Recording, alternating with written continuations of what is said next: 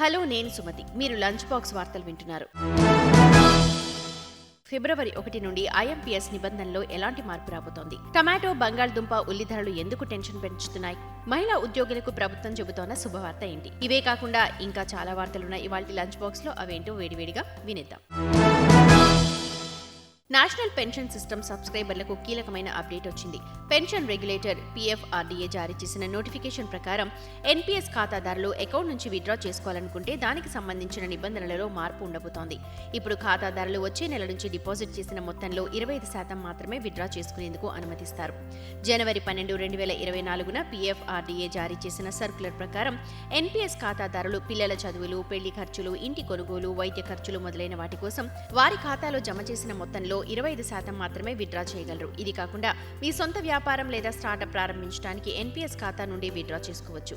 Account holder తో పాటు యజమాని ఇద్దరి జమ చేసిన మొత్తం ఇందులో ఉంటుంది. కొత్త నిబంధన ఫిబ్రవరి 1 నుంచి అమల్లోకి రానుంది.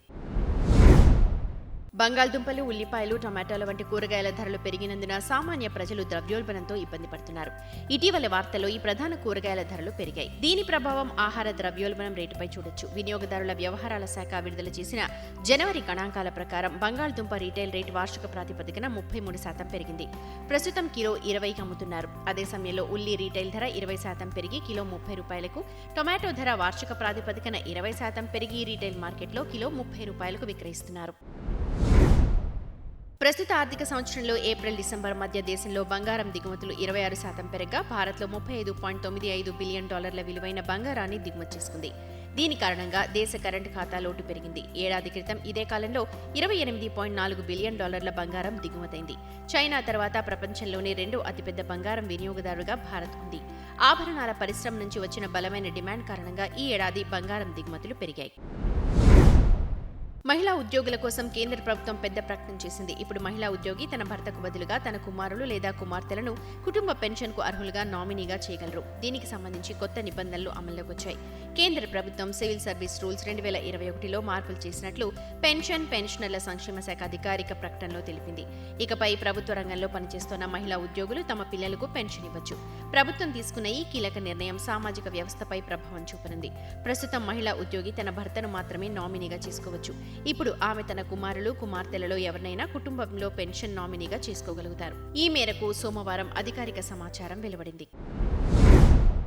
ఫిబ్రవరి 1, 2024 నుండి వినియోగదారులు రిసీవర్ మొబైల్ నంబర్, బ్యాంక్ ఖాతా పేరును యాడ్ చేసి తక్షణ చెల్లింపు సేవ అంటే ఐఎంపీఎస్ ద్వారా డబ్బును బదిలీ చేయొచ్చు. National payment corporation of India అంటే ఎన్పీసీఐ ప్రకారం లబ్ధిదారుని యాడ్ చేయాల్సిన అవసరం లేదు. ఐఎఫ్ఎస్సి కోడ్ కూడా అవసరం లేదు. దీంతో డబ్బుని వేగంగా ట్రాన్స్ఫర్ చేయడానికి వీలవుతుంది. బడ్జెట్ ఎయిర్లైన్ స్పైస్ జెట్ తన విమానాలకు ఇంజన్లను అందించే వారానికి $4 మిలియన్ లేదా దాదాపు 33.26 కోట్లు చెల్లించాలని ఢిల్లీ హైకోర్టు ఆదేశించింది. విమానయాన సంస్థ ఫిబ్రవరి 15 లోపు ఈ మొత్తాన్ని చెల్లించాల్సి ఉంటుంది. చెల్లించని పక్షంలో కార్యకలాపాలను నిలిపివేస్తామని కోర్టు హెచ్చరించింది. గత ఏడాది డిసెంబర్లో స్పైస్ జెట్ కు $4.5 లక్షల అంటే సుమారు 3.74 కోట్లు చెల్లించాలని ఢిల్లీ హైకోర్టు ఆదేశించింది. విమానయాన సంస్థ ఈ మొత్తాన్ని చెల్లించింది. అయితే బకాయి సొమ్ము చెల్లించాలి అంటూ లీజుదారులు మళ్లీ వారిపై ఒత్తిడి తెచ్చారు. ప్రభుత్వం ఆత్మ నిర్భర్ భారత్ రోజ్గార్ యోజనను ఈ బడ్జెట్లో మరింతగా విస్తరించొచ్చు. ఉద్యోగ కల్పనకు ఈ పథకాన్ని డిసెంబర్ 2020లో ప్రారంభించారు. ఈ స్కీమ్ కింద కంపెనీలకు ఈపీఎఫ్ఓ మొత్తంలో సబ్సిడీ ఇవ్వడం ద్వారా వారికి ఆర్థిక ప్రయోజనం ఉంటుంది. దీంతో మరికొన్ని ఉద్యోగాల కల్పనకు అవకాశం లభిస్తుంది. ఈ పథకానికి ప్రభుత్వం 22,810 కోట్లు కేటాయించింది. ఇందులో సగం మొత్తం మాత్రమే ఖర్చయింది. అందుకే ప్రభుత్వం ఈ పథకాన్ని మార్చి 31, 2024 వరకు పొడిగిస్తుంది. ఇవి ఈ రోజు లంచ్ బాక్స్ కబుర్లు. మరిన్ని బిజినెస్, ఫైనాన్స్ వార్తలతో రేపటి లంచ్ బాక్స్ కబుర్లతో కలుద్దాం. అంతవరకు రేడియో Money9 వింటూనే ఉండండి. మరిన్ని పర్సనల్ ఫైనాన్స్ వార్తలు, విశేషాల కోసం Money9 యాప్ని డౌన్లోడ్ చేసుకోండి. Thank you.